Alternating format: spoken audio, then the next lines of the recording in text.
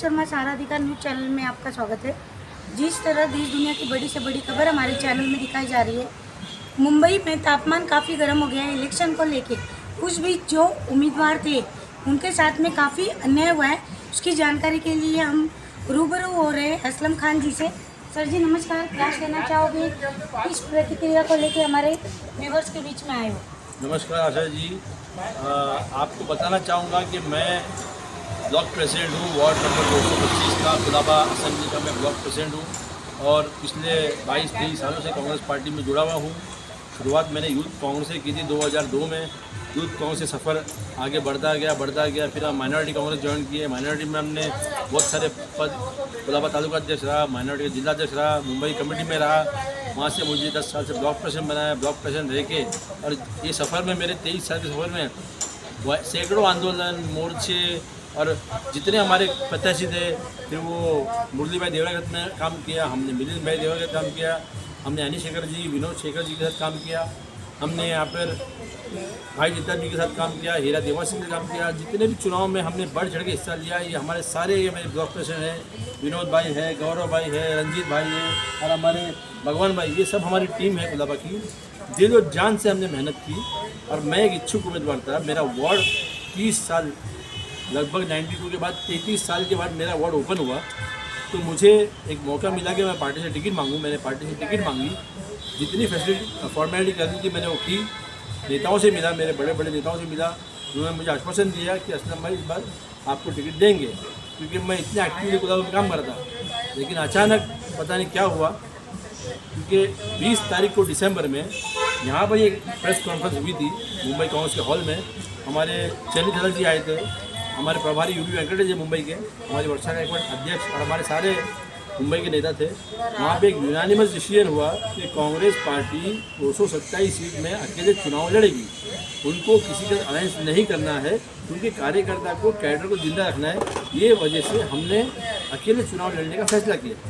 तो 20 तारीख को ये फैसला होता है और 28 तारीख को पार्टी, मतलब 20 को फैसला करके 28 तारीख को वंचित के साथ अलायंस डिक्लेयर करती है।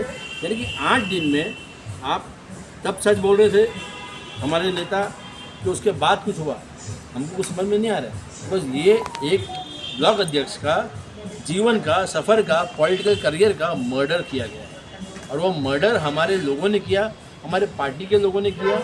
और मैं उससे बहुत दुखी हूँ कि एक मौका मिला 33 साल बाद, जब मेरा वार्ड ओपन है, कि मुझे मौका मिला कि मैं टिकट मांगूं।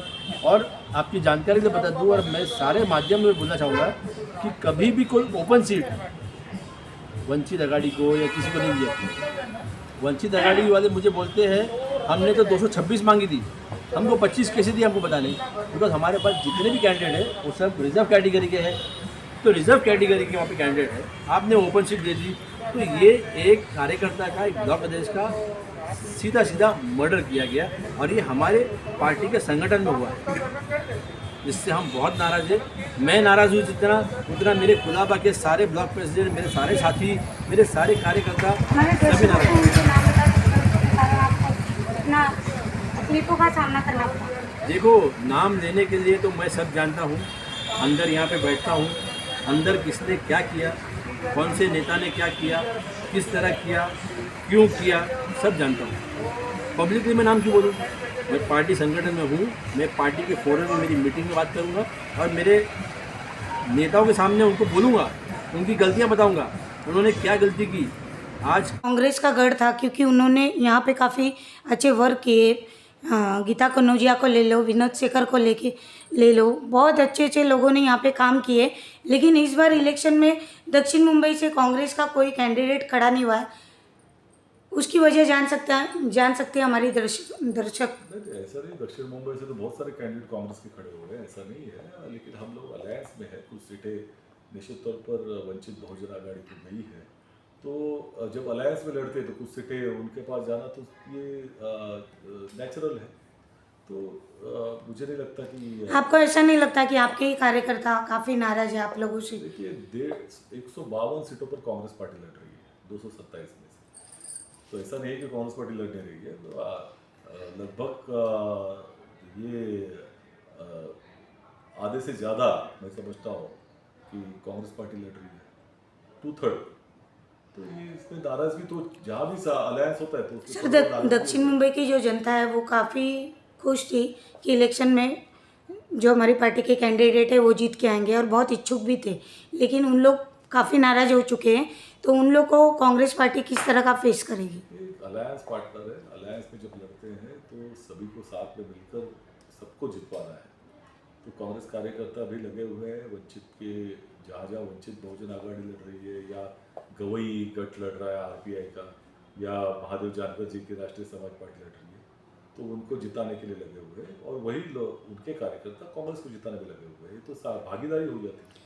सूत्रों के अनुसार पता चला था कि रोहिदास कोहली जी को टिकट देने वाले थे, लेकिन मिला नहीं। इसके बारे में भी चर्चा करना कोई मतलब नहीं है। वहाँ जो कैंडिडेट है उसको जिताने की कोशिश हम करेंगे। धन्यवाद sir. Because Sachin Sawan from Congress Party